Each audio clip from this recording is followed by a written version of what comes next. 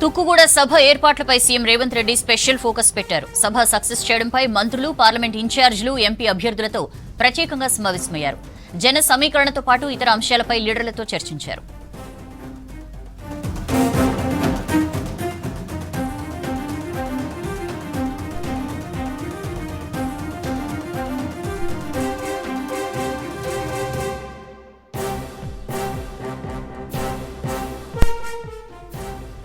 తుక్కుగూడ సభ ఏర్పాట్లపై CM Revanth Reddy special focus పెట్టారు. సభ success చేయడంపై మంత్రులు, పార్లమెంట్ ఇన్ఛార్జీలు, ఎంపీ అభ్యర్థులతో ప్రత్యేకంగా సమావేశమయ్యారు.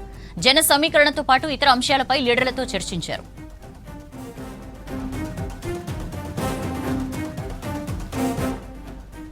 డీటెయిల్స్ తెలుసుకుందాం. తుక్కుగూడ నుంచి కంచెరాజు లైవ్ లో జాయిన్ అవుతున్నారు.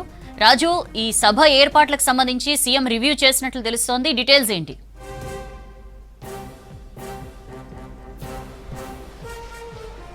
థ్యాంక్ యూ సౌజన్య. తుక్కుగూడలో ఈ నెల 6వ తారీఖు నాడు భారీ బహిరంగ సభను నిర్వహించబోతుంది కాంగ్రెస్ పార్టీ. ఏఐసీసీ లోక్సభ ఎన్నికల కోసం రూపొందించిన మేనిఫెస్టోను తెలంగాణలో తుక్కుగూడ సభ ప్రాంగణం నుంచి విడుదల చేయాలని ఇప్పటికే ఏఐసీసీ భావించింది. దానికి అనుగుణంగానే తెలంగాణ కాంగ్రెస్ పార్టీ ఏర్పాట్లను శరవేగంగా చేస్తున్న పరిస్థితిని కొడుతుంది. మరోవైపు రోజు మంత్రులు ఇక్కడికి వచ్చి ఏర్పాట్లను కూడా పరిశీలిస్తున్నారు. కొద్దిసేపటి క్రితం సీఎం రేవంత్ రెడ్డి తుక్కుగూడ ప్రాంతానికి చేరుకున్నాడు. అప్పటికే మంత్రులు కావచ్చు, అదేవిధంగా లోక్సభకు సంబంధించిన అభ్యర్థులు కూడా తుక్కుగూడ ప్రాంగణాన్ని చేరుకున్నారు. అయితే తుక్కుగూడలో 6వ తారీఖు జరగబోయే భారీ బహిరంగ సభ సక్సెస్ చేయడానికి కాంగ్రెస్ నేతలు కావచ్చు, అదేవిధంగా ఇన్ఛార్జ్ మంత్రులుగా ఉన్న వారందరూ ఏ విధంగా పనిచేయాలి, ఎట్లా కోఆర్డినేట్ చేసుకొని ముందుకెళ్లాలని దానిపైన సీఎం రేవంత్ రెడ్డి దిశానిర్దేశం చేస్తున్నారు. అదేవిధంగా కాంగ్రెస్ పార్టీకి సంబంధించిన అభ్యర్థులు తెలంగాణలో మొత్తం 17 పార్లమెంట్ స్థానాలు ఉంటే అందులో 3 స్థానాలు తప్ప మిగిలిన 14 స్థానాలకు ఇప్పటివరకు కాంగ్రెస్ అధిష్టానం అభ్యర్థులను ఖరారు చేసింది. ఆ అభ్యర్థుల 14 మంది అభ్యర్థులతో కూడా సీఎం రేవంత్ రెడ్డి ఒక సమీక్ష సమావేశం నిర్వహిస్తున్నారు. తెలంగాణలో మెజార్టీ స్థానాలను కైవసం చేసుకోవడానికి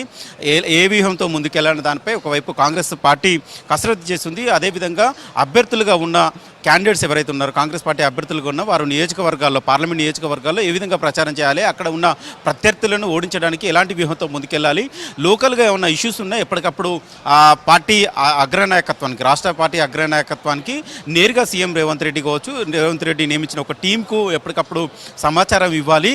ఎక్కడ కోఆర్డినేషన్ మిస్ కాకుండా పార్లమెంటు నియోజకవర్గ పరిధిలో పనిచేసే నేతలు కావచ్చు, అసెంబ్లీ నియోజకవర్గ పరిధికి సంబంధించిన నేతలు కావచ్చు, బూత్ స్థాయి నేతల వరకు ఏ విధంగా కోఆర్డినేట్ చేసుకుంటూ ఏ విధంగా ముందుకెళ్ళాలి, కంప్లీట్గా అభ్యర్థులు ప్రచారం పైన ఎక్కువగా ఫోకస్ పెట్టాలి. ప్రత్యర్థులు ఏమైనా కౌంటర్ చేస్తే దానికి ప్రతి కౌంటర్ ఏ విధంగా ఇవ్వాలని దానిపైన మానిటరింగ్ చేశారు. అదేవిధంగా ప్రధానంగా ఈ నెల 6న జరగబోయే తుక్కుగూడ భారీ బహిరంగ సభకు జన సమీకరణ చేయడంలో కూడా ఇన్ఛార్జి మంత్రులుగా ఉన్నవారు కూడా పూర్తిగా దాని మీద ఫోకస్ పెట్టాలి. ఏఐసీసీ తెలంగాణను ఒక మోడల్గా తీసుకుంది. ఇక్కడ కాంగ్రెస్ ప్రభుత్వం రావడానికి తుక్కుగూడలో గతంలో నిర్వహించిన భారీ బహిరంగ సభ దానికి స్ఫూర్తిగా ఉంది. అదేవిధంగా ఏఐసీసీ కూడా తుక్కుగూడ ప్రాంతంలో మరొక బహిరంగ సభ నిర్వహించాలని చూస్తుంది. అందులో భాగంగా ఇక్కడ అదే సెంటిమెంట్ను ఫాలో అవుతుంది ఏఐసీసీ కూడా. దానికి అనుగుణంగా పార్లమెంట్ నియోజకవర్గాలకు ఇన్ఛార్జీలు వేసిన మంత్రులు కూడా ఆ దిశగా పనిచేయాలి.